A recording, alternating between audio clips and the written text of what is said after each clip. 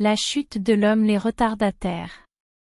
C'est au cours de l'arrivée de la 4e race souche qu'un concile cosmique eut lieu, dont la décision changea de façon dramatique le cours de toutes les évolutions terrestres, esprits gardiens, anges et élémentaux. Ce concile, auquel pris par la hiérarchie spirituelle de la Terre, fut convoqué pour décider du sort de milliards de courants de vie. Ces courants de vie étaient d'un niveau spirituel insuffisant pour continuer à jouir de l'hospitalité de leur propre planète. Ces individus refusaient le plan divin. Ils étaient satisfaits d'eux-mêmes dans leurs pensées et sentiments et ils étaient en retard dans leur processus naturel d'évolution. De ce fait, ils n'étaient pas à même de suivre leur planète dans sa progression. Les maîtres leur donnèrent le nom d'attardés ou retardataires. Ce fut à ce moment que la hiérarchie de la Terre, dans un acte de miséricorde, offrit l'hospitalité de notre planète pour aider les retardataires à compléter leur évolution. Les conditions sur le globe étaient encore parfaites et harmonieuses, mais en comparaison avec d'autres planètes, sa fréquence vibratoire était quelque peu inférieure. On espérait que les retardataires seraient guidés par la pureté et par la perfection des pensées et sentiments des indigènes et que, prenant exemple sur eux, ils transmuteraient lentement leur karma. Les grands prêtres et esprits gardiens furent informés de la venue des retardataires. Le reste de l'humanité n'en eut pas connaissance. Pendant des centaines d'années, les grands prêtres essayèrent d'établir par le décret un bouclier autour des courants de vie de la Terre afin d'empêcher leur contamination par les attardés.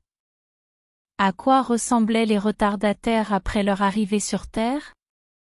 Liés par les mêmes lois que les indigènes, ils reçurent un corps similaire, dès lors, ne furent plus distingués du reste de l'humanité.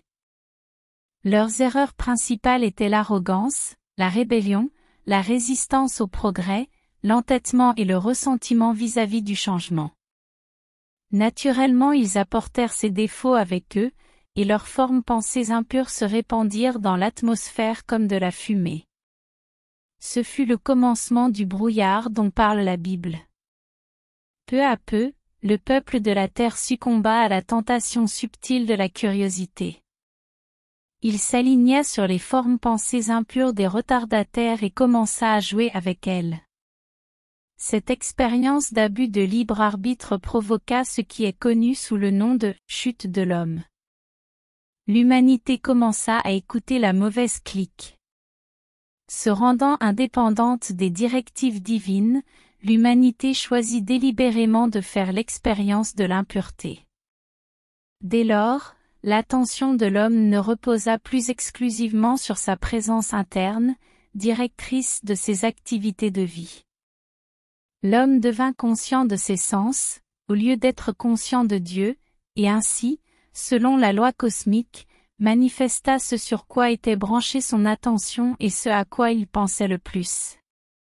Délibérément et consciemment, il tourna le dos à la perfection et à l'empire dont Dieu l'avait doté dès le début. Lorsque le brouillard fit son apparition, ce fut comme une mince volute de fumée.